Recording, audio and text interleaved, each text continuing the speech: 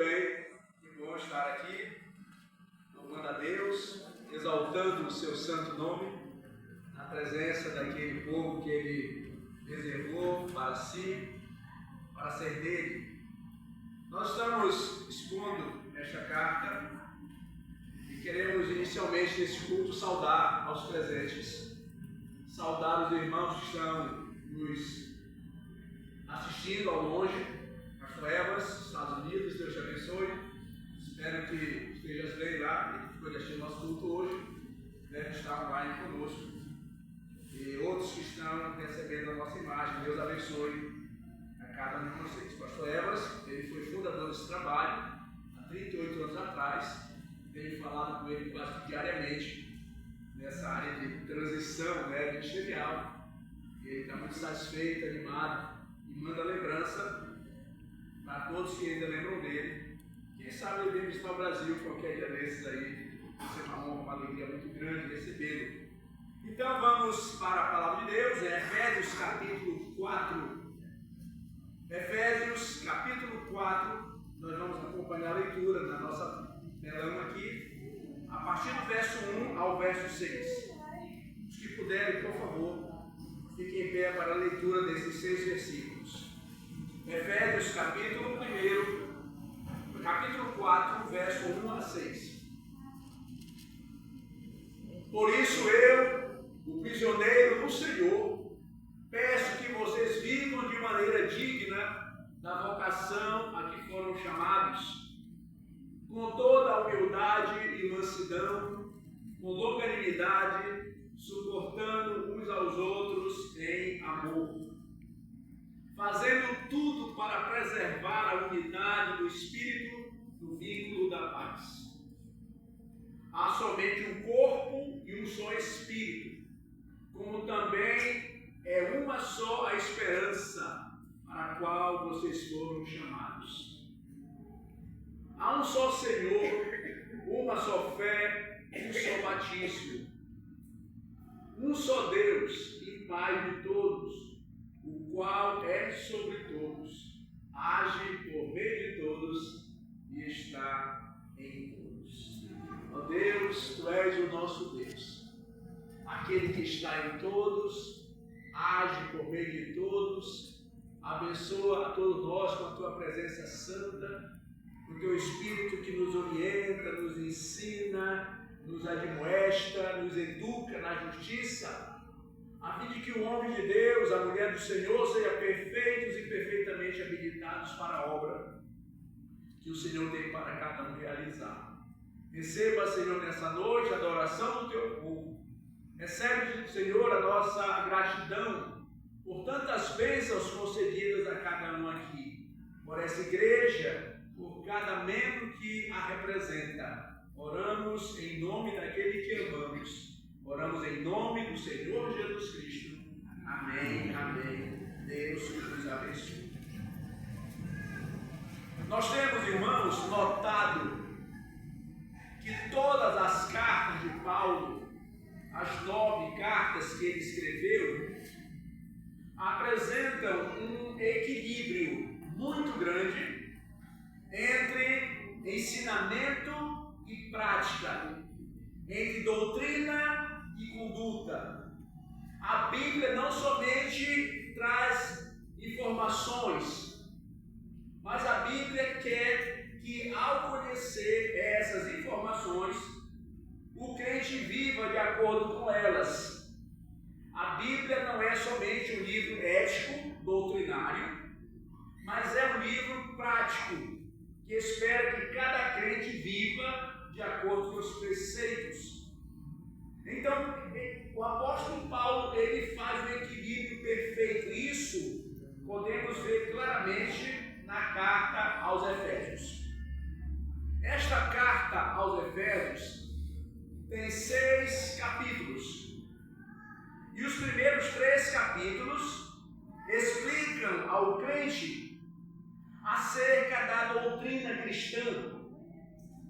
Ensina como devemos acreditar em Cristo, como devemos acreditar a nossa salvação, nos educa. E os 3 capítulos finais explicam deveres, responsabilidades de praticar a fé e a vida cristã de acordo com esse ensino.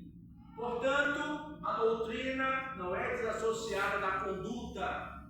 O crente não pode aprender uma coisa e viver outra coisa diferente. Há um casamento, há um equilíbrio entre doutrina e prática. As demais religiões não têm essa preocupação. Ensinam, mas não cobram, não orientam os seus seguidores a andar de acordo com aquilo que aprenderam. O cristianismo não. Aquilo que aprendemos deve fazer parte da nossa vida, do nosso dia a dia. Este livro que nós estamos expondo aos irmãos apresenta para nós, irmãos, 4 maneiras como devemos conduzir enquanto crente no Senhor Jesus Cristo. Nós temos uma responsabilidade de andar de acordo com a palavra de Deus. Temos a responsabilidade de mostrar Cristo em nossa vida, no nosso dia a dia. Então, nesse livro apresenta 4 maneiras claras de como devemos conduzir o nosso viver, o nosso testemunho pessoal diante do mundo e diante da igreja. Cada discípulo, cada seguidor, ele tende a amar e andar de acordo com aquele que ele admira. Estava vendo essa semana, enquanto estudava para hoje, que existe um homem que ele é muito fã de um artista americano. E esse homem, por amar aquele homem, por gostar do jeito dele, já fez 40 cirurgias, 40, para parecer com ele, para ficar parecido com aquele homem que ele admira. Eu fico imaginando, meus irmãos, se o mundo é capaz de um esforço tão grande para parecer com o seu ídolo, quanto mais o crente deveria se esforçar de maneira muito intensa para cada dia parecer-se mais com Cristo, cada dia assemelhar-se mais ao seu Salvador. Há moças que querem parecer com aquela boneca americana Barbie. Há rapazes que querem ser parecido àquele outro que vai ser namorado da Barbie e gastam fortunas, tempo para isso.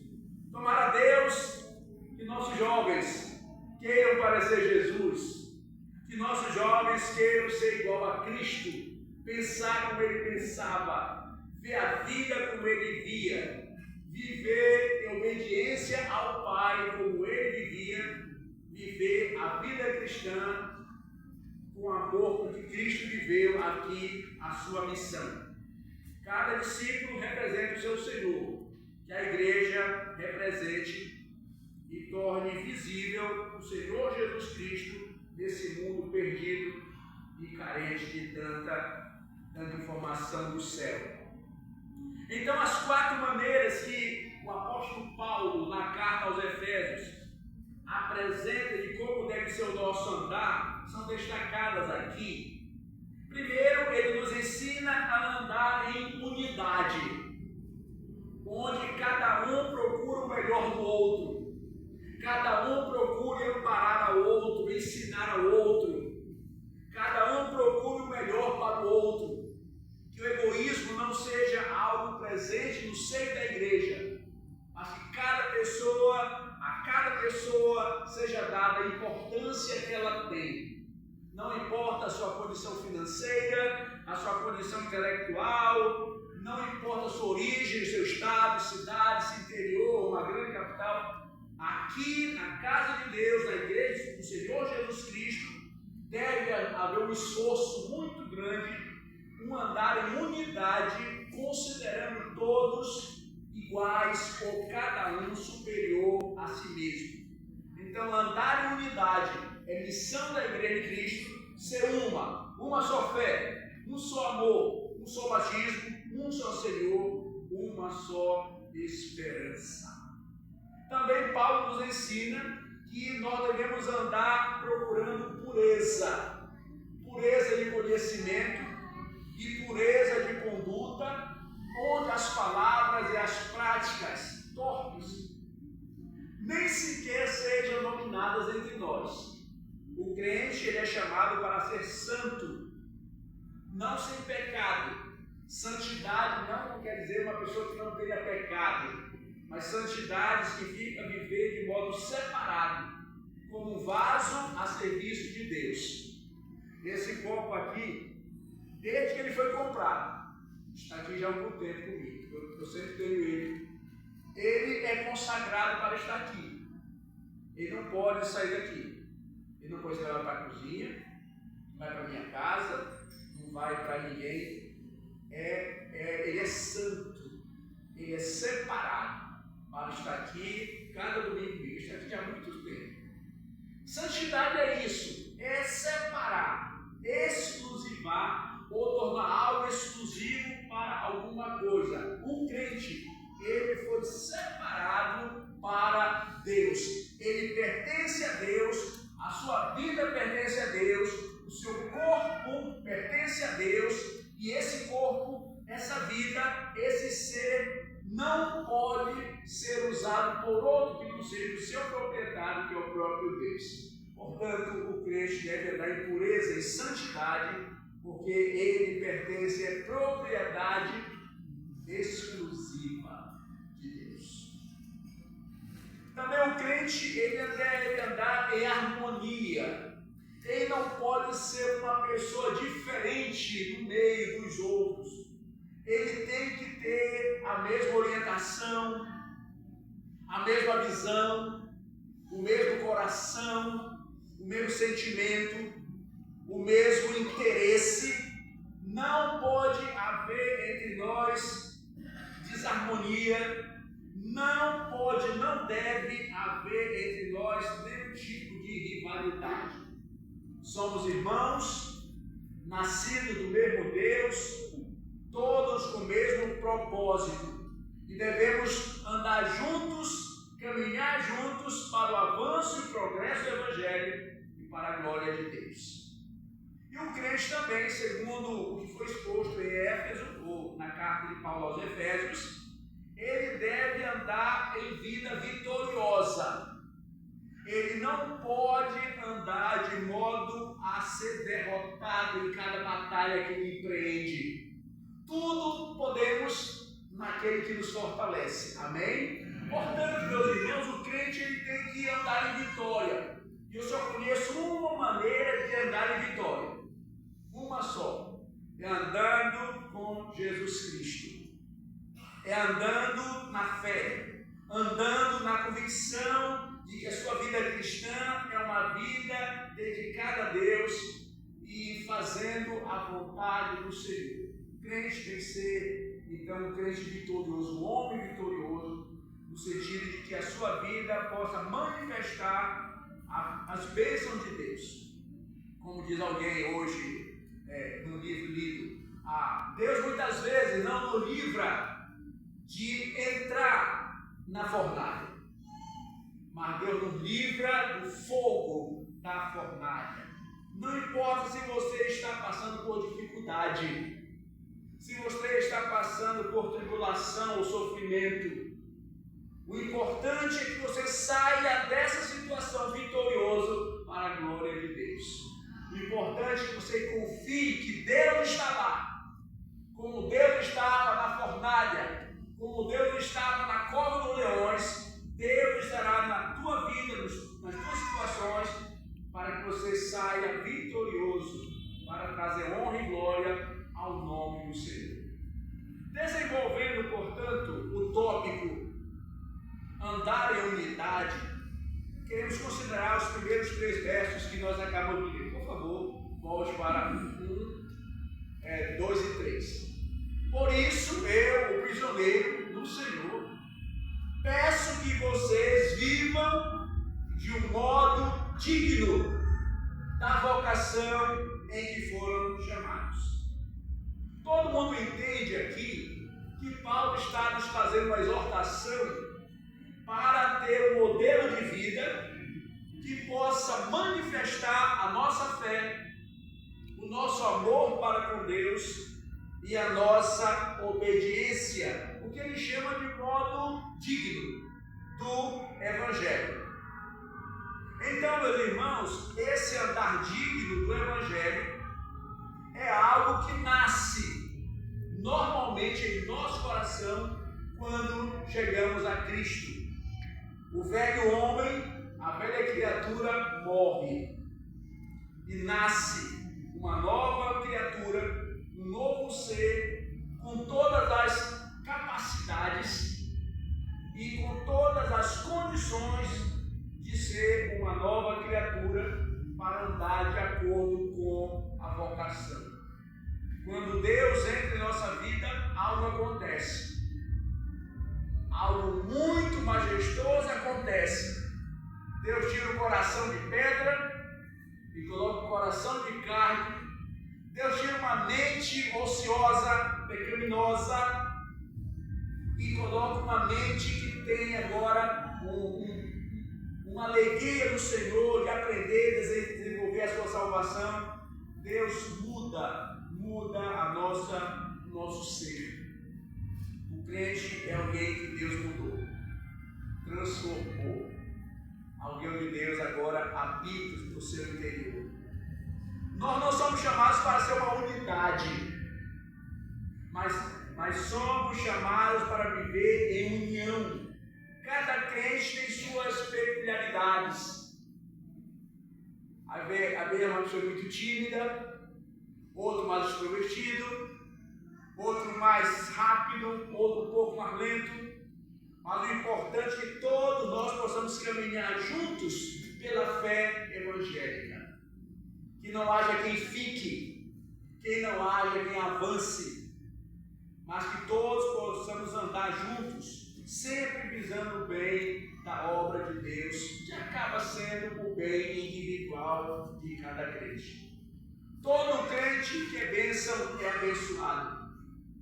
E todo crente que é abençoado deve ser bênção para a obra de Deus. Há muitos que, quando são abençoados por Deus,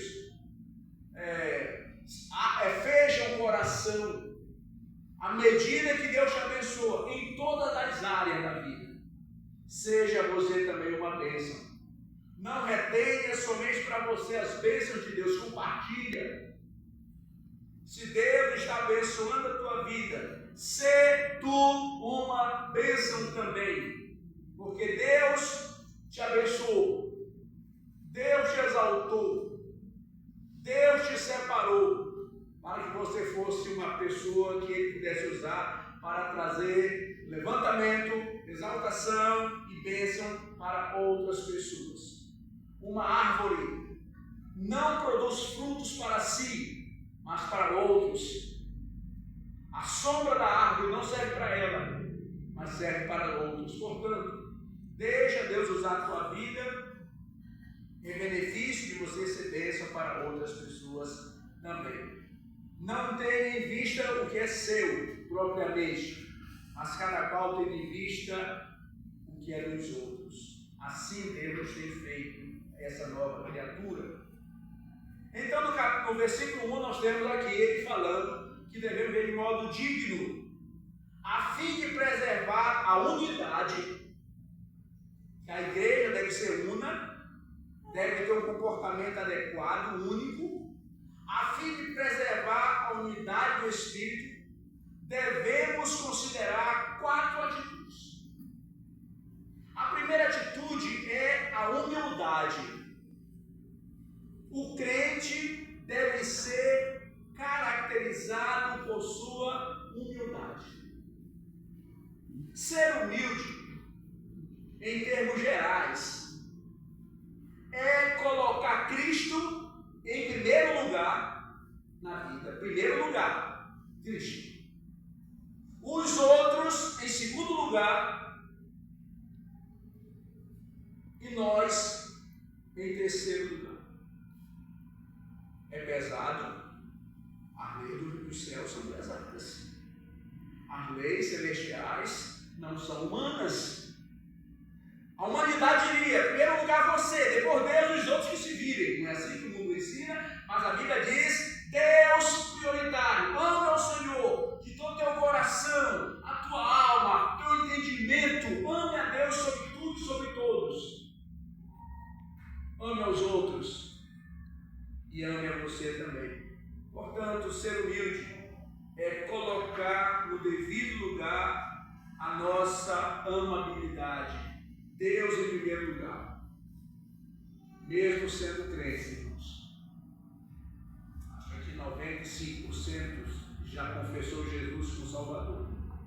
Mas ainda há uma luta no íntimo de muitos, se não da maioria, de colocar Deus no lugar devido em sua vida. Esquecem de orar nas grandes decisões, esquecem de orar quando vão tomar as suas, fazer aquilo que o dia reclama, esquecem de vir a Deus, submetendo-se a Ele. Nós temos muitas dificuldades para entronizar Jesus em nosso coração como primeiro lugar. Geralmente é eu, meu, para mim, comigo. O pronome pessoal, no caso o reto, impera na vida de muitos de nós. Devemos ter cuidado. Andar em humildade é dar a Deus o devido lugar em nossa vida, dar aos outros o devido lugar em nossa vida e dar a nós o devido lugar em nossa vida. Em Filipenses nós encontramos isso, né? Que Deus é o nosso exemplo e que Ele não julgou ser Deus, mas Ele humilhou-se, tornando-se o servo até a morte e morte de cruz.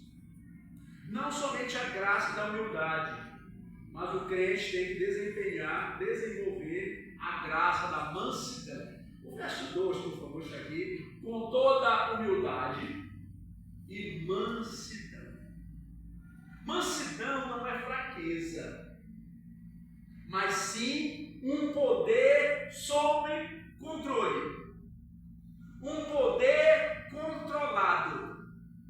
E isso me remete para meus dias de menino lá na ilha. Eu nasci numa ilha, né? Graças a Deus, eu nasci numa ilha, meus animais e tudo mais.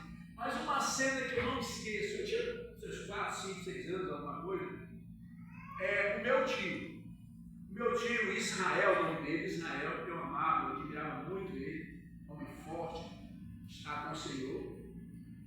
Mas uma das especialidades dele, irmão da minha mãe, era amansar cavalos. E eu achava aquilo, quando chegavam os cavalos bravos para amansar, eu corria o curral para ver, e aqueles animais vinham brutos, vinham rebeldes, iam pulando, pilotando, e meu tio olhava para eles assim. Meu tio montava nesse bicho e batia, era uma luta terrível, ele e o cavalo, aquela corria, meia hora correndo, menos ou mais. E finalmente ele via o cavalo bem mansozinho, meu tio ensinou que o cavalo soltava, manda outro. E ele amansava, tomava cavalos. E para mim era o super-herói, um herói que amansa o cavalo. Aquele cavalo rebelde, aquele cavalo forte, aquele garanhão, agora estava submisso ao homem que estava montando a ele. Isso é, meus irmãos, mansidão. Você é forte. Você é muito forte. Mas deixa Deus quebrar o teu coração. Deixa Deus te tornar uma criança. Deixa Deus fazer a tua vontade na tua vida. Você é forte. Mas deixa Deus pegar as rédeas da tua vida. Deixa Deus usar a tua vida. Seja manso. Seja submisso. Sejamos nós submissos. Interessante que, ao falar sobre essas palavras, a Bíblia diz que Jesus era manso e humilde de coração. A mansidão e a humildade estavam presentes no próprio Senhor do céu e da terra. Vinde a mim, todos que estáis cansados, sobrecarregados, oprimidos, eu vos aliviarei.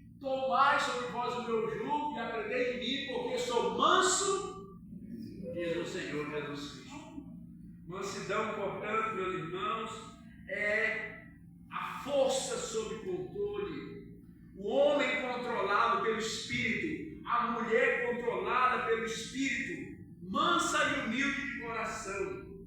Essa palavra, na língua grega, que tem importância, eu fiz questão de trazer para vocês. Na língua grega, descreve um remédio que dá alívio. Você está achando aquela dor, você toma um remédio e dá alívio. A mansidão traz alívio, traz conforto. Também era usada para um cavalo sendo domado, que é o exemplo que eu dei aqui. Mansidão é pegar a força e dominá-la. É pegar aquele homem bruto, aquela mulher bruta, indisciplinada e torná-lo servo de Deus. Meus irmãos, um milagre que Deus operou na vida de cada um aqui é impressionante. Bêbados que não bebem mais. Fumantes que não fumam mais. Roubadores que não roubam mais. Maridos perversos que agora olham para a família. Deus amansou, Deus trabalhou e tornou muitos dos seus servos mansos e humildes, coração onde ele pode trabalhar. Se há alguma carência de mansidão e humildade na tua vida, na nossa vida, vamos permitir que Deus trabalhe isso. Isso vale para crianças, jovens e adultos que estão em Cristo Jesus. Também descreve o vento suave, aquela brisa da tarde, que toda tarde vai na minha rua, eu moro no Ceará. Ah, como é gostoso a rua eu moro. Aquele vento da tarde, toda tarde, aquele vento precioso que desce na rua, trazendo refresco, alívio, um dia quente. Mansidão está debaixo de um vento suave. Que a tua vida seja assim. Que as pessoas se aproximem a ti e você seja para eles algo que traga conforto, paz. Que as pessoas possam procurar o teu aconchego, a tua presença, porque há de ouvir palavras de paz. Há de receber um abraço carinhoso. Há de ser um alívio, um bálsamo de Gileade na tua ferida. Sim, meu irmão, a Bíblia nos ensina a sermos humildes e sermos mansos. Todas as palavras indicam um poder sobre controle e domínio. Seja uma pessoa controlada. Fale no momento certo. Ouça tudo que pode ouvir e procure ser bênção. Seja uma pessoa humilde e controlada em mansidão. O crente é alguém dominado pelo Espírito Santo e não uma pessoa desembestada. Então, será que você tivesse a expressão desembestada? Na carroça sem freio? Não seja assim. Seja controlado, que tenha freio na tua vida, que tenha freio no teu dia a dia. Seja manso e humilde. A terceira, a penúltima palavra é longanimidade. Com toda humildade, olha a responsabilidade. Nós temos que ter humildade para reconhecer o valor das pessoas, o valor de Deus em nós. Temos que ter mansidão para dominar a nossa força, para nos tornar como aquele cavalo forte que foi domado pelo meu tio. E nós temos que ter, meus irmãos, longanimidade. Que é isso? Significa literalmente de ânimo longo, dotado de uma capacidade de suportar desconfortos por longo tempo, suportar amarguras, suportar desafetos, suportar dores em nome da obra, em nome do bom senso. O crente não pode ser alguém que qualquer coisa já está gritando, já está lamentando. Não, meus irmãos. Deus nos quer fortes, que aguentem dor. No tempo da minha juventude aí, tem uns aqui da minha juventude aí, a vacina era pesada. Tinha uma que vinha no braço, que todo cabo de 50 anos tem um negócio no braço, uma máquina. Se é paraense, se é do Ceará, chegou isso. Eu estava lá. Aquela máquina que vacinava o carro era assim, tipo um robô, literalmente um robô. E era o exército que vacinava, era o exército, era enfermeirazinha não, não era da Esther não. Era soldado. O cara, você chegava, ele pedalava o negócio, ficava pedalando assim, pedalava o negócio para dar pressão. Para dar pressão. Quando você chegava, ele botava aqui e dava um tiro. Pá! Meu amigo, tinha que ser macho para entrar naquela frente. Tinha que ser macho para entrar naquela frente. Hoje o menino vai tomar uma injeção, uma agulha de tamanho do cabelo, e fica todo nervoso, chorando.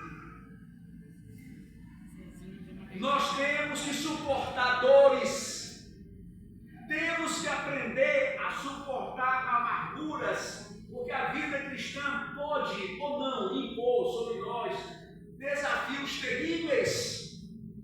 A vida cristã pode nos levar à prisão.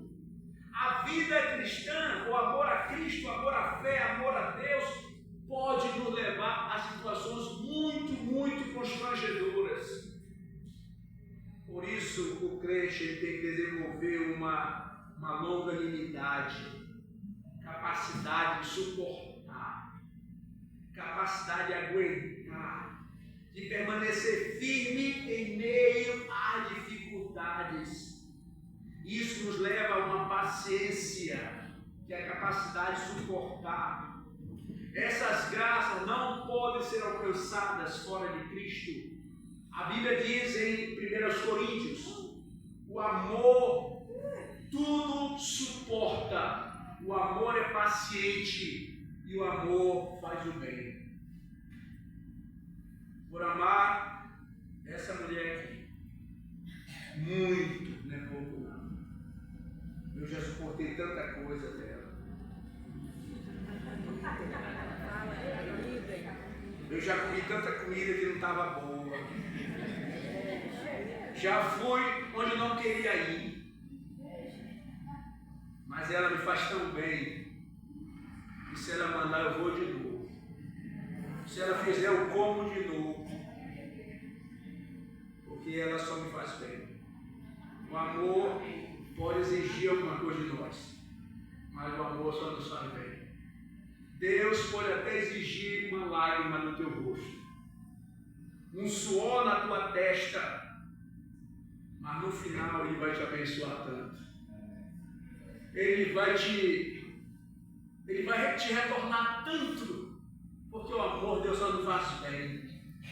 E o nosso amor para com Deus, para com a igreja, para com a obra de Deus, deve fazer bem às pessoas, deve trazer alívio, esperança, paz, conforto. Não seja um crente no qual as pessoas não podem esperar, mas seja um crente no qual todos podem encontrar Deus. Deixa os homens encontrarem Deus em você. Deixa Deus encontrar, deixa os homens encontrarem Deus em você. O amor de Deus é paciente, é benigno. Não fica memorizando o mal. E finalmente, irmãos, a graça da diligência.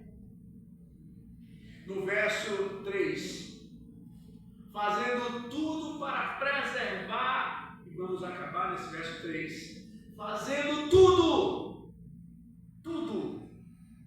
para preservar a unidade do Espírito no vínculo da paz. Você já chegou no seu limite de suportar alguém ou alguma coisa?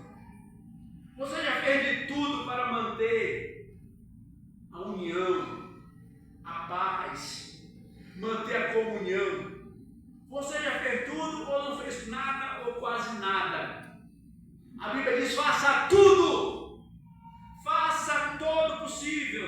Esforça-te de maneira longânima. Faz de tudo para preservar a unidade, não somente da igreja, mas da tua vida, da tua comunhão com Deus. Faça tudo. Enfrente inimigos. Vença batalhas, mas faça tudo para suportar, para preservar a tua vida com Deus. Significa literalmente essa diligência, mostrar-se desejoso e operoso para manter ou guardar alguma coisa. Você ama a sua igreja? Lute por ela. Você ama o seu esposo? Lute por ele. Ama a tua esposa? Morra por ela. Da esposa é dito: cuida e respeita o teu marido. Do marido é dito: ame a tua esposa até o ponto de morrer por ela. É exigido um amor sacrificial, amor agapado. Que o marido ame a sua igreja ao ponto de dar sua vida por ela. E a igreja e a esposa em considerar esse amor sacrificial do marido por ela, simplesmente o obedece. O obedece. No melhor sentido da palavra obediência. Deixa-me concluir com uma ilustração. Tem muitos jovens aqui. Eu amo a mocidade. Já fui jovem um dia. E agora sou velho. E daqui a pouco não sei o que eu sou. Mas um casal experiente encontrou um casal novo. O casal experiente, então, falou para o casal mais novo: é muito bom que vocês se amam muito, mas se vocês querem que o casamento de vocês persevere por muitos anos, o amor não basta, vocês vão ter que trabalhar um bocado. Vão ter que se esforçar muito. Vão ter que comer muito sal junto. Vão ter que dormir muito um perto do outro. Se você quer que teu casamento prospere e dure para sempre, vai ter que trabalhar duro para mantê-lo. Não pense que vai ser fácil. Não pensemos nós que a vida cristã é fácil. Não é. É para fortes. Para pessoas que Deus faz forte. Paulo falando aqui para essa igreja, está dizendo tudo isso. Preservem as coisas boas, e para que sejam preservadas, há de se ter trabalho, há de se ter resistência, há de se ter humildade, há de se ter longanimidade, há de se ter paciência. As coisas acontecem no tempo determinado. Nosso esforço para mantermos unidos a Cristo e unidos à comunhão do Senhor deve ser constante. Constante. Nunca devemos pensar que vai ser normal. Não vai ser. Vamos ter que trabalhar para isso. Que Deus abençoe a cada um de nós. E prosseguimos no verso 4, 5 e 6 na próxima mensagem. Ó Deus maravilhoso, Senhor do céu e da terra, agora o Senhor está mostrando para nós como é a nossa vida cristã, como devemos viver de modo humilde, de modo compassivo, paciente, longânimo, de modo altruísta, Senhor, vendo nos outros uma importância maior do que em nós e vendo em Cristo a importância maior.